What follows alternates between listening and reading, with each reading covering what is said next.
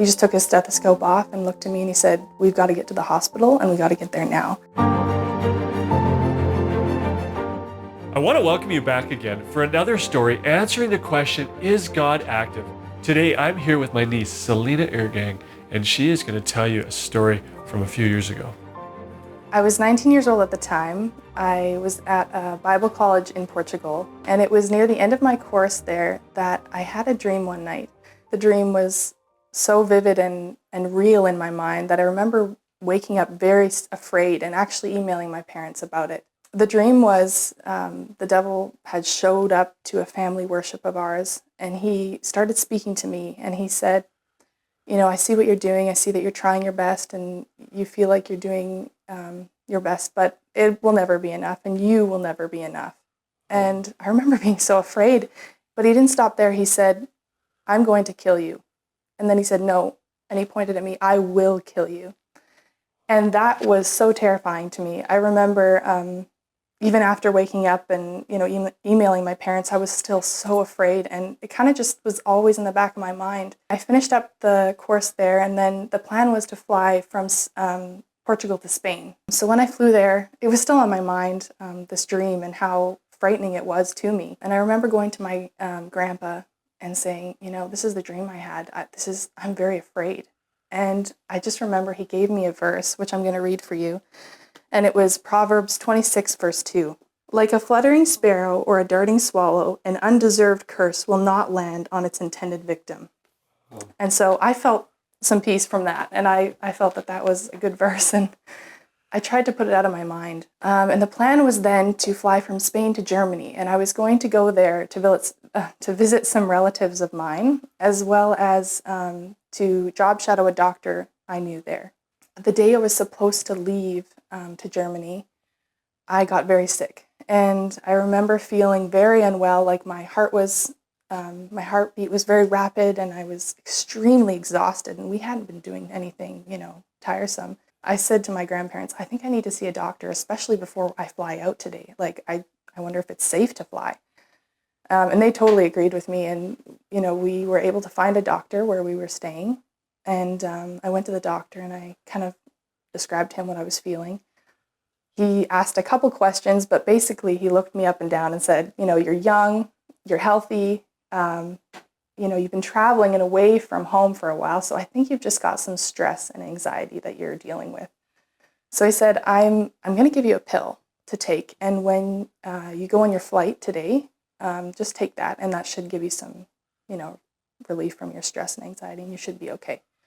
So I said, "Great, okay, it's it. I just have stress and anxiety." Oh, okay. So anyway, I took the pill and I flew to Germany. The flight was great. And when I got there, I thought, okay, well, things are just going to get better, not worse. But they really didn't get better. They got quite a bit worse. So I remember getting there to my relative's house and telling my relative, "This doesn't feel like anxiety to me. This feels like something more."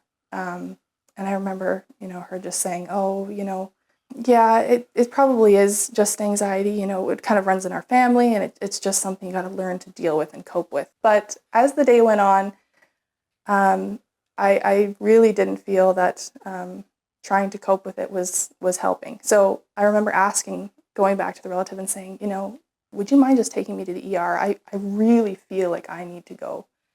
And I remember her saying, No, I think that's a bit extreme. We're taking this a little bit far." So she said, "Why don't you just go to your room, maybe lay down, maybe try and rest, take a nap, that might help." So I remember going to my room and laying down, and I remember just closing my eyes and thinking, just calm down, just telling myself, there's nothing to stress or worry about. Just try and relax and fall asleep even if you can. But I'm telling myself all these things, but my body was telling me the exact opposite of what I was trying to convince myself of. So I was having, the best way to describe it was, I was laying there, I wasn't moving, but I felt like I was having an intense cardio workout. Like I was really pushing my body to the max. I mean, I was sweating. I was short of breath. And I'm just laying there. And I mean, I just remember this is crazy. So I just opened my eyes and I remember looking down at my chest. and I could see through my clothes. My heart was just like jumping out of my chest, and I thought, it's going to rip right out of my chest. Like, I felt like this was so serious. Wow. And so, back up a little bit, I had been calling my mom and video chatting her and kind of describing what I was still going through. And so she was obviously quite worried. I video called her and I said, this is what I'm seeing and feeling. This is serious, I think. Well, I found out later on, she did not understand much of what I had said on that video call because I was slurring words, I wasn't making full sentences, and I was just very confused. And so in her desperation, I mean, she hung up the phone. She just prayed and asked God for help. So it was amazing how this all happened. But she was able to get a hold of a lawyer in Germany, and he had a friend who was a doctor who was in the exact town where I was staying. And not only that, that doctor was willing to come to the address where I was and willing to see me to do a home visit. It was just amazing. Anyways, so my mom called me back and said, I have a doctor. He's coming. He's on the way. He came in and he sat me down and he just asked a couple questions and then he listened to my heart.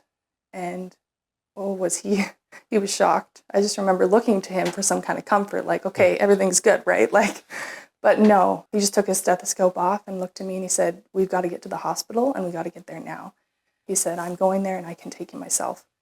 But on the drive, I remember just asking him, like, what do you think this could be? And he said, I think just from your symptoms that you're explaining to me and what I'm seeing, you're going through thyroid storm.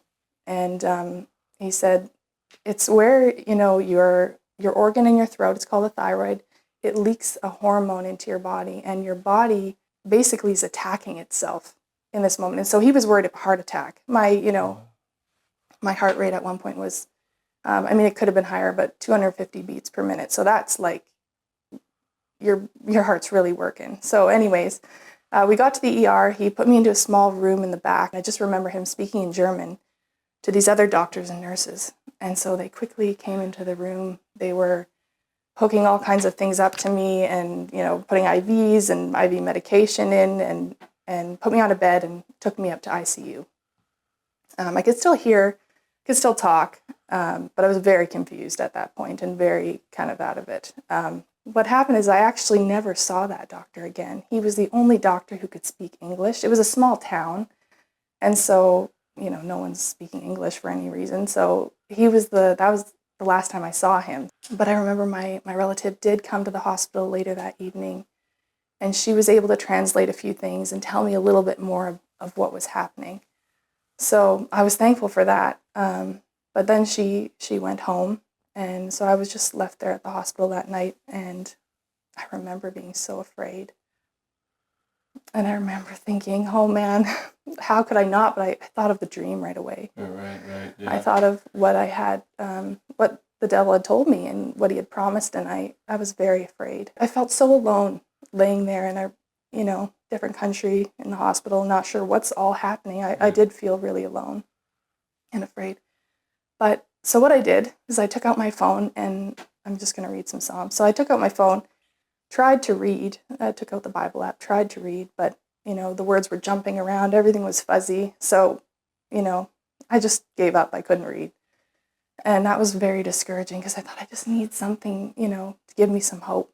But I remember then taking my phone out again, and I thought, well, YouTube, I can look up some songs. And so I did that. I took out YouTube and I looked up, Christian songs. A list of songs came up. I remember going through them and listening to them, and they gave me so much hope and so much courage during the night and during the next few days. But there was one song in particular that I remember listening to over and over again, and it was the song by Sela, the band, and the name is I Look to You. And I remember just that one song in particular gave me so much hope and so much peace over the next few days. So I was there for 2 days in the ICU, and on the third day, they put me down to the regular ward, and they had everything under control, so I was down at the regular ward. And this is a whole nother miracle story. My parents, of course, hearing that I was in the hospital, my friend was able to get them last-minute tickets to come to Germany. So he was able to figure that all out for them, and they were there by the third day. When they got there, of course, I was I was so excited to see them. But I remember telling them, I just need to get home. Like, please take me home. I remember begging them to take me home. And they said, well, you need to be here a little longer. You've just come here and we can't fly yet. And the doctors and nurses had told them, yeah, I needed to be there at least a week before I was able to fly home, because I needed to be in, well enough to do that. So I remember saying, no, like, I need to go home. And this is the sad, part of the story. Your own stubbornness and yourself gets in the way sometimes. And I remember just being so determined to go home. And my parents seeing this in me, they thought, well, maybe for her well-being, we should try and get home. So basically I took out all of, all the heart monitors and IVs, and I walked out of the hospital. And without the approval of the staff? Without the approval of staff. It was a bit of a, sneak and run. Okay. Anyway, I walked out and I just wanted to get home. I just said, let's go home. And so when we got to the airport, it was busy, and flights were delayed. And so, that was so discouraging. But I remember and I'm not a person that does this, but I remember, people everywhere. And I'm not someone that just like lays around in public, or is willing to do that. But there was just a small bit of open space on the floor. And I remember just laying down. I was so sick. And I just thought, how am I going to get home? And of course, my parents, seeing me in this state, were very worried. And they saw a small pharmacy in the airport where we were. And they just kind of helped me get up. And we got to the pharmacy. And then I remember them, my mom talking to the pharmacist saying, hey, can you just check her blood pressure and her heart rate? We want to know where she's at. And so he did. He took me back and did that. And he was shocked. He said, okay, you need to get her to the hospital right now. Like, she is in no condition to be flying. And my mom, I just remember she was almost in tears. She was just desperate. She said, we just came from the hospital. And she said, we're just trying to get her home. She just needs to get home. And I remember him just kind of taking in what she said. And then I remember him stopping and looking right at her and saying, okay. And he walked to the back of the pharmacy, and he came back with a small bottle of pills. And he gave them to me, and he said, whenever you start feeling like you're going downhill and things aren't going well, I want you to take one of these. I hope you make it home. And I was so thankful, of course, to have something. And so it was amazing, because I did take those pills through that flight, through the connecting flight, all the way home. When I got here, I was so relieved to be home. And of course, the doctors wanted to see me, and they ended up diagnosing me with Graves' disease. And then I know, though, there was a doctor standing in for my family doctor, and she was a lady doctor, and she said, I'm just really interested to see those pills. I really want to just, do some research and try and figure out what they are, because I'm just so curious. And I said, yeah, absolutely. Because they helped you get home. Well, they helped me get home. Yeah. She had never heard of anything like that. Yeah. So I gave it to her. It was about a week later, and she called us. And she said, you're not going to believe this. She said, I have looked and tried everything to find out what these pills are. She says, I have no idea what they are. And she says, it's like they don't exist. And I remember thinking in that moment, from start to finish of the whole ordeal, I remember thinking, wow, even through my stubbornness and me wanting to get home, even though it wasn't necessarily the safe option, God was working things out right from the beginning. And I remember thinking, wow, God, you're not just God, you're my God. I'm important to you, and you have a plan for my life. Salena, that is such a touching story. Man, he is your God, and you are important to him. There's a text in the Bible, and it comes out of 2 Timothy chapter 2, in verse 13. And this is what it says. If we are unfaithful, he remains faithful, for he cannot deny who he is. As you've listened to Selena's story today, and you have gone through all the different details, and you realize that sometimes we really, like, where did those pills come from? Where did that doctor that just knew, just happened to be in the same town, that could get her and do a home visit, get her to the hospital just in time, and be able to present her case before the doctors in German who then could actually help her.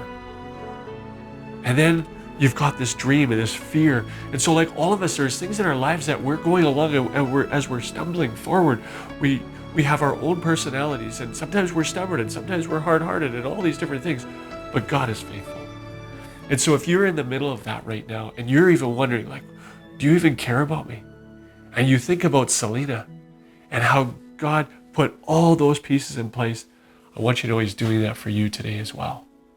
And you can have Him as your God as well. I want you to invite Him into your life. He wants to be not just a God above that's like looking, but He wants to be a friend and to guide you. And then I also want to invite you back next week as we continue answering the question, is God active?